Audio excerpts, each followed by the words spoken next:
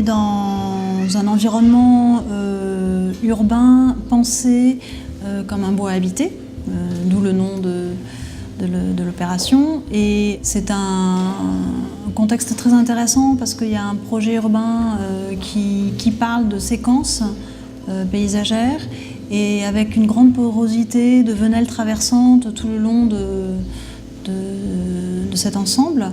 Donc en fait, on a travaillé dans cette logique avec 2 lanières bâties et une lanière centrale qui est paysagée, qui est un grand jardin central. Et cet ensemble longitudinal est traversé par 7 venelles qui offrent une grande porosité pour bien répondre à la question qui nous était posée.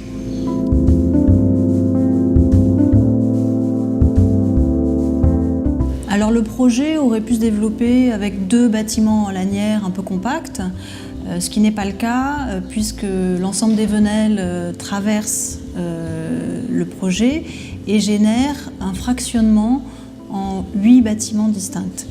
Ça génère l'image de petits immeubles très fins et très légers qui se développent en R+4 avec des grandes baies assez généreuses.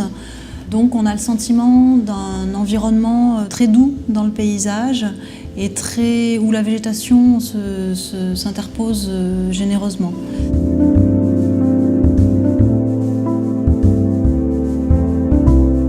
On a 2 bâtiments avec une venelle au milieu. La venelle accueille à chaque niveau des terrasses qui sont disposées en quinconce pour qu'elles ne se gênent pas les unes les autres, on va dire, au niveau de la luminosité. Et en fait, ces terrasses, à chaque fois, sont distributives. C'est-à-dire qu'on a, dans un des plots, une circulation verticale intérieure. De cette circulation verticale, soit on rentre dans l'immeuble, soit on passe par la terrasse pour rentrer dans l'immeuble d'à côté. Donc, de cette manière, il y a un bâtiment sur 2 qui accueille une circulation verticale. Ce qui permet l'économie des circulations verticales d'une part et qui offre quelque part les terrasses qui sont proposées sont nobles parce qu'elles forment entrée du bâtiment, du logement plutôt. Et ça permet aussi de récupérer quelque part la surface des distributions en terrasse, puisque les terrasses sont distributives. Donc voilà, c'est une espèce de petite pirouette économique et d'usage pour offrir les plus belles terrasses possibles qui sont d'une surface généreuse à chaque fois pour chacun des logements.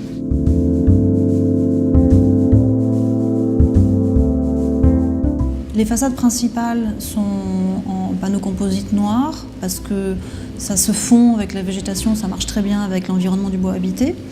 Et puis on a des grandes baies vitrées généreuses, on s'est appliqué à chaque fois à donner les surfaces de vitrage les plus généreuses pour le meilleur ensoleillement possible. Les baies vitrées sont équipées de grands panneaux verticaux en toile avec un dégradé de verre de différentes couleurs pour s'intégrer au bois habité. Et puis les pignons des bâtiments qui sont dans un environnement peut-être plus resserré par la dimension des venelles sont traités de couleur blanche pour envoyer la lumière et pour offrir le maximum de luminosité aux terrasses. À chaque fois, on a à un niveau un palier pour 2 logements. Donc en fait, ça atténue la notion de collectif et le fait de fractionner aussi les bâtiments et de passer par les terrasses pour rentrer chez soi. Tout ça, ça atténue la notion de collectif. Ça tend vers la notion de la qualité, de l'individualité du logement et de la maison, voilà, dans un environnement collectif. Donc on est dans une espèce d'entre-deux qui n'est pas complètement... On ne peut pas dire qu'on est dans une maison individuelle, évidemment, mais il y a à la fois un grand espace collectif, un jardin central occupé par des logements privatifs, mais aussi une zone qui est tout à fait partagée. Et en même temps, un usage qui se rapproche au mieux des qualités de la maison individuelle.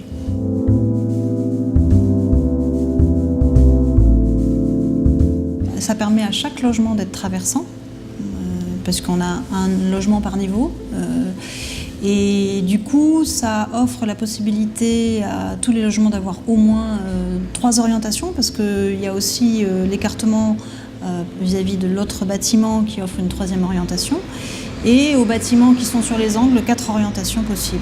Donc ça Il y a vraiment un travail sur la luminosité et l'implantation bioclimatique du bâtiment qui est optimisé.